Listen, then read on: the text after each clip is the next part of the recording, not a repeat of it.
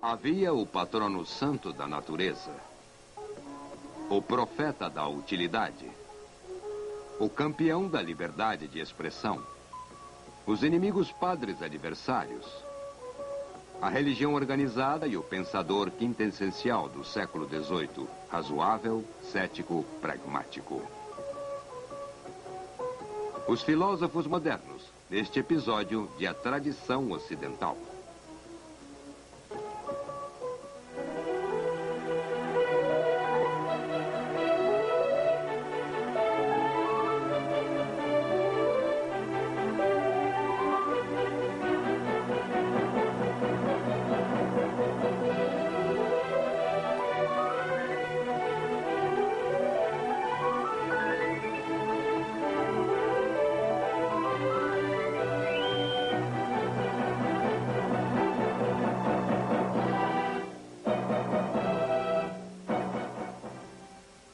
E agora o professor da Universidade da Califórnia, Eugene Weber, em sua jornada através da história da civilização ocidental. Na última vez terminamos com uma nota feliz, ou seja, a noção do século XVIII do que fazia as pessoas felizes. Lembrem-se que os filósofos do século XVIII poucas vezes paravam de falar na felicidade, e principalmente da felicidade na natureza, no ar puro, e vivendo a vida natural. Havia um filósofo francês, em particular, que tornou-se o santo patrono deste culto à natureza, o gênio pacífico chamado Jean-Jacques Rousseau. Foi Rousseau que inventou os grandes lemas da Revolução Francesa, que aconteceu 11 anos depois de sua morte. O contrato social, a vontade geral. Os homens nascem livres, mas em toda parte estão acorrentados. Mas também foi Rousseau que ofereceu lemas para a volta à natureza, para uma mudança da confiança na cabeça à confiança no coração.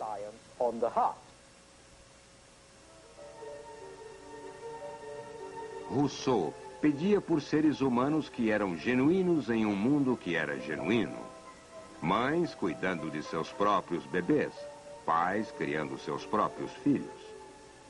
Ele não seguia, na verdade, seu próprio conselho. Todos os seus 5 filhos foram parar num hospital para crianças abandonadas.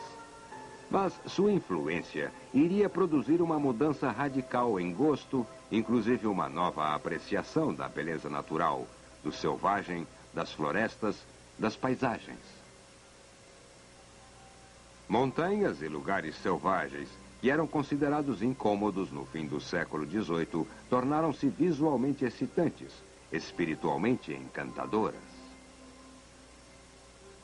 Elas se tornaram paisagens que as pessoas cultas aprenderam a ver e a apreciar, de modo que mesmo o autor de um ensaio sobre a administração de porcos podia se afastar de um campo de nabos e se admirar com a beleza de um mar distante. A natureza não era apenas linda, ela era inocente e nunca o enganava. Como Wordsworth colocaria, um impulso de uma madeira de primavera pode lhe ensinar mais sobre o homem, sobre o bem e o mal moral que todos os sábios. Isso também é puro Rousseau, e pode ver que não parece dissimular o clima racional e científico do iluminismo. Rousseau achava a filosofia dominante áspera, racional demais, materialista demais. Sua ideia de felicidade era sonhadora, sentimental, particular, enquanto que a dos filósofos convencionais era pública ou, se preferir, social. E assim temos 2 correntes paralelas de pensamento, com Rousseau sendo uma espécie de opinião de contracultura. Para os filósofos convencionais, a felicidade era algo que se devia ansiar, merecer, conquistar, não apenas absorver. Não havia apenas um direito individual à felicidade, mas havia um dever público de ser generoso e fazer os outros felizes. Assim, a felicidade particular deveria coincidir com a felicidade pública e, no processo, tornou-se assunto da política. A virtude, que era vista como um componente importante de felicidade, agora estava ligada à harmonia social. Em sua própria definição, que voltava aos antigos, a virtude significava força máscula, mas a definição no século XVII prefere o modelo social. O homem virtuoso era, acima de tudo, útil a seus companheiros. A virtude não era tão particular como deveria ser, digamos, para um bom cristão. Era pública. E nada tinha a ver com Deus, pois secularizada. E, como resultado, a moralidade do século XVIII ia em direção ao comportamento razoável, dirigido de outro modo, comportamento razoável em tudo. No iluminismo, a virtude e a felicidade, a ciência e a natureza estavam todas ligadas à razão. Uma razão universal que permitia que se chegasse à verdade e à felicidade.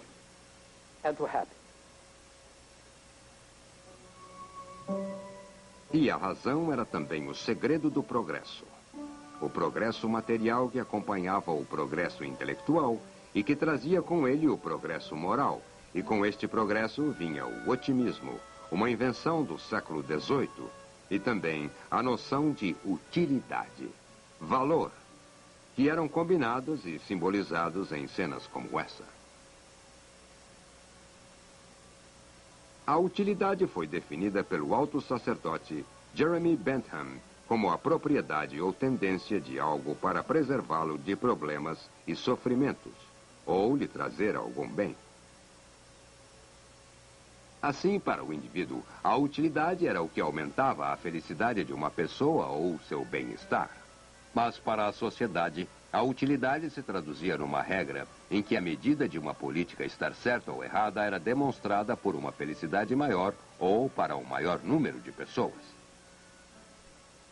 Esse era o utilitarismo, que combinava moralidade e interesse próprio com o que os utilitaristas chamavam de interesse próprio iluminado, que fazer o bem era por seu próprio interesse como cidadão e que buscar o interesse próprio contribuía ao bem-estar comum.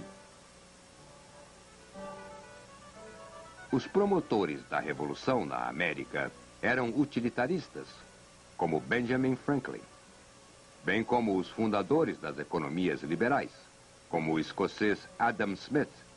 E pode-se dizer também que o pensador típico do iluminismo era utilitarista.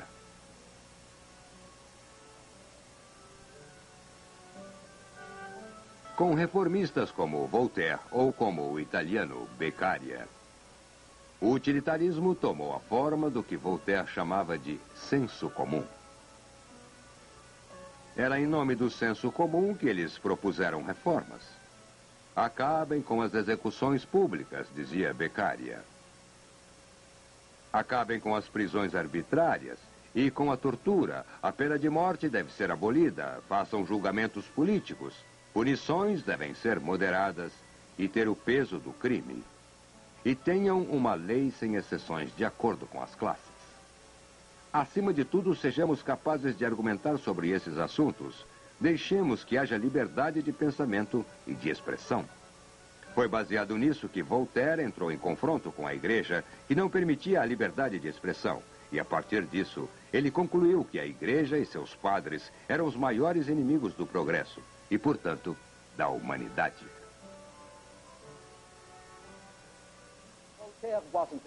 Voltaire não era contra Deus. Vejam bem, ele provavelmente concordava com um cavalheiro que orasse: ó Deus, se existe um, salve minha alma, e se eu a tiver. Em princípio, no entanto, como a maioria dos filósofos, Voltaire era um deísta. Ele achava que havia uma grande força, um relojoeiro divino, que adiantava o mundo e depois o atrasava, e olhava a humanidade fazer a maior confusão. Mas Voltaire era contra a religião organizada, que ele achava que era uma teia para superstição e fanatismo. Era contra os padres, os quais, ele dizia, estavam engajados em enganar as pessoas e levá-las para um caminho errado. Você tinha que ter religião, é claro, dizia Voltaire. Mas você tinha que ter uma religião ao menos para evitar que seus criados roubassem tudo o que você tinha. Mas não acredite nos padres. Esse era um credo anticlerical, uma luta poderosa que pregava a intolerância contra os intolerantes, mas compreensão e tolerância para aqueles que não se conformavam com os princípios da religião estabelecida. Uma religião que, naqueles dias, ainda poderia condenar os infiéis a uma morte hedionda. Voltaire passou boa parte de sua vida defendendo homens e mulheres que eram destratados devido ao fanatismo, preconceito e injustiça, como a família Calas e Chevalier de la Barre, que foram torturadas e executadas, especialmente por serem descrentes. Enquanto lutava contra o fanatismo, Voltaire também criou praticamente algo novo, que agora descrevemos como opinião pública. Foi nas grandes campanhas políticas e anticlericais do fim do século XVIII que a opinião pública tornou-se um fator sério na sociedade letrada. E o intelectual, o publicista, o homem de letras, era reconhecido como a força motriz atrás da opinião pública, imensamente eficaz na transmissão da mensagem do iluminismo, que era não apenas racional, mas também utilitária e materialista, uma crença no progresso técnico e econômico. And materialistic, a belief in technical and economic progress. O maior monumento para este ponto de vista era a Enciclopédia, que Voltaire e Diderot e seus amigos publicaram durante os anos 1750 e 60. 17 volumes de placas, todas organizadas em ordem alfabética, que era outra inovação, porque abandonava as categorias e hierarquias tradicionais por um arranjo mais igualitário, que punha tecnologia depois de produção, princesa depois de ferreiros, devido à letra com a qual a palavra começava. A enciclopédia é um longo hino ao progresso técnico. As artes mecânicas e os inventores obtinham um grau de atenção jamais obtido antes. Homens práticos eram descritos como benfeitores da humanidade. Havia artigos intermináveis sobre negócios, sobre técnicas de tingimento de tecido, ou o modo de fazer fechaduras, ou fazer meias, tudo que fosse útil. A patente estava subordinada à utilidade, a política à economia. A liberdade neste contexto é essencialmente econômica, com a liberdade política sendo um tipo de cobertura no bolo da livre empresa. E quando Diderot escreve o artigo sobre o homem político, o artigo trata de agricultura, demografia e riqueza, pois o bem-estar, a saúde e a liberdade estão todas ligadas. O humanismo da enciclopédia saiu direto deste material. Eles acreditavam em evolução, progresso, na possibilidade de mudar as pessoas, no dever de fazer isso, fazer algo para a sua felicidade, a maior felicidade do maior número de pessoas. Para eles, o universo era uma grande máquina, onde tudo estava ligado. Os aspectos melhores e piores desse humanismo pode ser visto em dois pintores completamente diferentes, que Diderot admirava muito. O primeiro é Chardin, o pintor da vida cotidiana. Limpo, direto, íntimo, enganosamente simples. Uma espécie de Vermeer do século XVIII. O segundo, no entanto, é Greuze, melodramático, moralista, sucinto e geralmente sentimental. Olhem essas garotas tão inocentes que não se confiaria a elas nem um feixe de palha. Vejam a família reunida em torno de um pai moribundo. Greuze, como Rousseau, representava o lado sentimental do iluminismo. Lembrem-se, no entanto, que foi o apelo dos filósofos aos sentimentos, bem como à razão, que lançou a campanha para as punições menos terríveis, por um código penal menos pesado, por um tratamento mais humano de nossos semelhantes, de modo que as pinturas da segunda classe poderiam ser úteis para uma boa causa, a utilidade de novo. O verdadeiro lar da utilidade estava do outro lado do canal, na Inglaterra, onde havia algumas diferenças importantes. Onde os filósofos continentais esperavam que seus déspotas esclarecidos, em seus estados burocráticos centralizados, impusessem as reformas necessárias e produzissem uma economia mais eficiente. Os ingleses achavam que tinham uma economia eficiente, precisamente porque sua burocracia não era grande coisa e porque eles tinham evitado um Estado autoritário. Eles estavam protegidos pelo oceano, estavam protegidos por sua frota e mantinham o governo no mínimo, pois sentiam que os indivíduos funcionavam mais eficientemente quando eram deixados em paz e não quando tinham que obedecer ordens.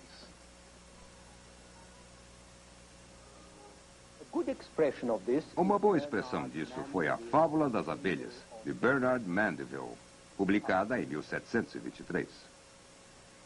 A fábula trata de uma colmeia que funciona bem até que é convertida e regulada, de modo que as abelhas possam viver uma vida mais virtuosa. A partir daí, é um desastre. As abelhas se tornam sóbrias, austeras, caridosas, mas sua produtividade cai drasticamente. Sua economia se torna uma economia de subsistência. Nada de luxos, autoindulgência, nada mais de perder tempo rodeando as flores, cheirando-as, nada mais de melhorias, de ganância, nem de excessos. Então, não há mais mel, não há mais cera. É uma catástrofe. E a conclusão? Vícios individuais são bons para a sociedade. O egoísmo de cada um condiciona a prosperidade de todos. A versão máxima deste ponto de vista pode ser encontrada em Adam Smith, em seu Pesquisa da Natureza e das Causas das Riquezas das Nações, publicado em 1776. Nela, Smith defende a harmonia fundamental do interesse próprio. Ele acredita no livre comércio, competição, produção, lucro e, acima de tudo, nada de disciplina. O Estado existe simplesmente para manter a ordem, e as leis naturais estão livres, de modo que você possa ter um meio pacífico para uma atividade produtiva. Within a peaceful context for productive activity. Neste sentido, o utilitarismo, que foi formado durante todo o século XVIII, era realmente a doutrina de um país, de um período, de uma classe que sentia que estava em ascensão. Mas, desde que a doutrina tomou tantas formas diferentes, é difícil escolher o utilitarismo do século XVIII mais representativo. Se eu tivesse que escolher, eu escolheria um inglês, apesar de que vocês não o considerem como tal. Um homem chamado Benjamin Franklin. Franklin nasceu em Boston em 1706, o 10º filho de um fabricante de sabão e velas, que teve 17 filhos no total. Ele começou a trabalhar aos 12 anos. Foi treinado como gráfico e começou a fazer dinheiro, imprimindo moeda corrente em papel para a Pensilvânia e outras colônias. Como os outros gráficos, Franklin também diversificava seu negócio, publicando uma gazeta e um almanaque que ele chamava de O Almanaque do Pobre Ricardo. Os almanaques eram publicações muito populares, pois não era preciso ler bem para poder consultá-los. Captava-se trechos de informação e sabedoria numa forma sintética, um pouco como seleções do Reader's Digest. O almanaque de Franklin publicava muitos provérbios e piadas, e logo se tornou muito popular. Franklin tornou-se uma figura pública. Promoveu o corpo de bombeiros. Começou uma biblioteca de empréstimos. Promoveu uma escola que iria se transformar na Universidade da Pensilvânia e também se interessou por ciência. Todo mundo estava interessado em ciência naqueles dias, mas Franklin se interessava por uma ciência útil. Ele inventou o forno de Franklin, que chamava de lareira da Pensilvânia, e que se recusava a patentear como um gesto filantrópico. Seus fornos, que queimavam a lenha, tão abundantes naqueles dias, foram usados por fazendas e cabinas de fronteira durante 2 séculos. Ele também inventou os óculos bifocais. Inventou o para-raios. E quando entrou no serviço público, foi como carteiro-geral das colônias do Norte, em trabalho que combinava utilidade pública e lucro particular, de um modo muito interessante. Vocês devem conhecer Franklin melhor como diplomata na Inglaterra e na França, e, é claro, como delegado do 2º Congresso Continental, onde ajudou a esboçar a Declaração de Independência. Mas mesmo quando estava engajado em assuntos de importância nacional e internacional, ele continuava trabalhando em coisas básicas, como drenagem de pântanos, melhoria dos canais de água para cavalos, melhorando chaminés fumacentas, fazendo que as ruas fossem mais limpas. E quando foi criticado por prestar atenção em assuntos tão triviais, respondeu: a felicidade humana é produzida não tanto por grandes peças de sorte, o que raramente acontece, como por pequenas vantagens que ocorrem todo dia.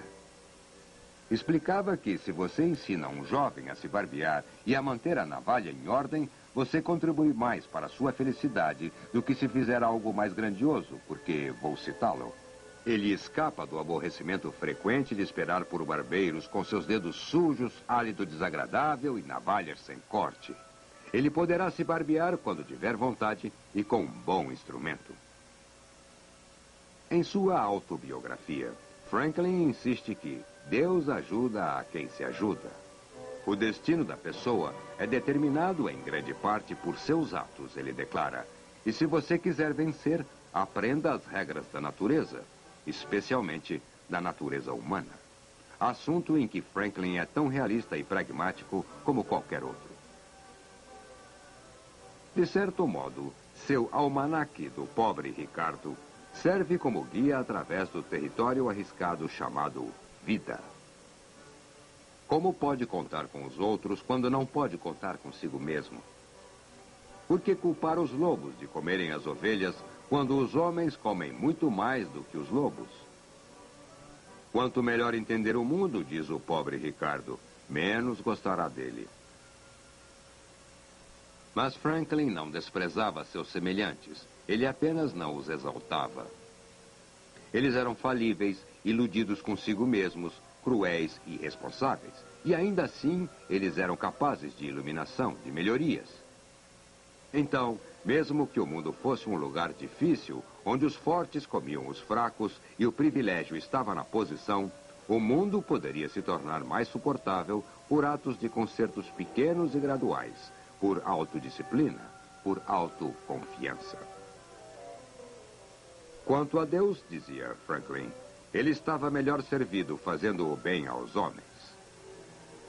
E assim, Franklin sugeria que se você sobrevive a um naufrágio, é melhor que construa um farol e uma igreja.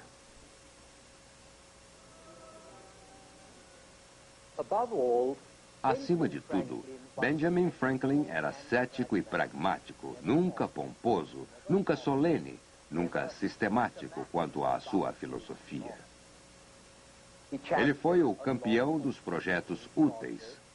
Liberdade de imprensa, liberdade de expressão, educação popular, igualdade de oportunidades e um tratamento mais justo com os indígenas e negros.